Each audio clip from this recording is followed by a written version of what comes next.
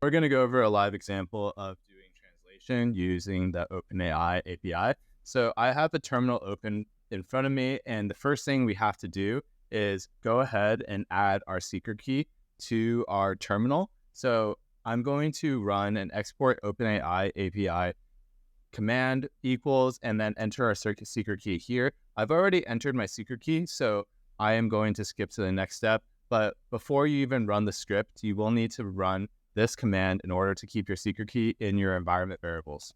So now I provided a sample of the translation text, and I'm going to open up the file. So let's go ahead and open up the file here and then open it up in Sublime Text, which is my text editor. I gave an example of a translation prompt that we can use using the OpenAI API. I'm going to walk through it and then just explain every step. So here we're importing OpenAI, which is a Python library that we're going to be using to interface with the OpenAI API. I'm going to import OS, which lets us get from the environment variables, and we're going to use the OpenAI API environment variable.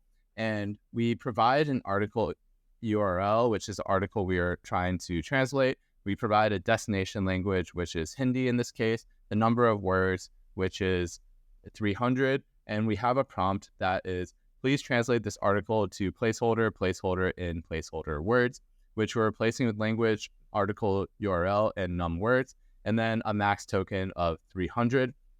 So once we're done, we are going to take the response of the choices, the 0th index, and get the text. So let's go ahead and try to run this. And let's try running it using Python 3. And we can run Python 3 translating.py.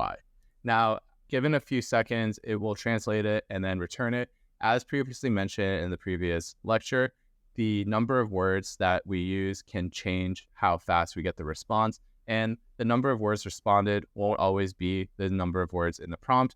It is based on the number of tokens and when it detects a stop word.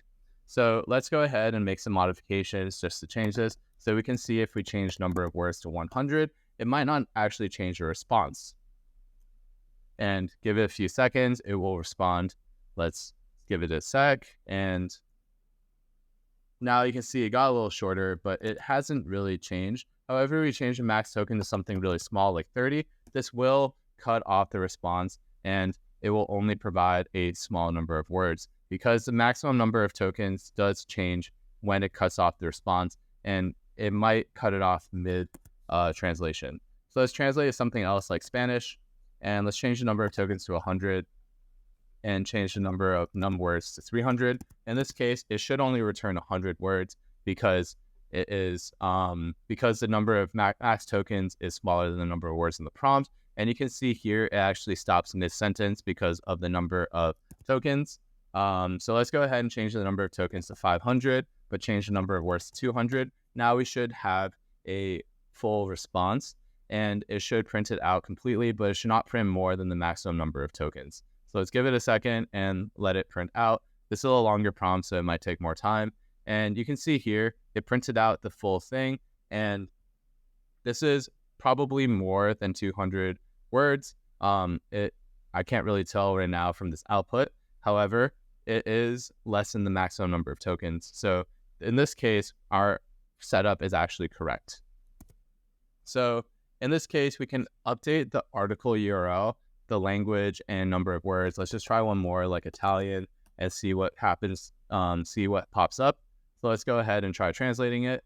And this is really fun to do. You can edit it in whatever way you want, and you can make multiple variations, get different responses, and play around with it. See what you can create and what you can translate. You can change the article URL to something else, maybe something in a different space. It's a lot of fun, and the best way to learn is trial and error. And if you haven't found this script already, I attached it to the downloadable section of this lesson.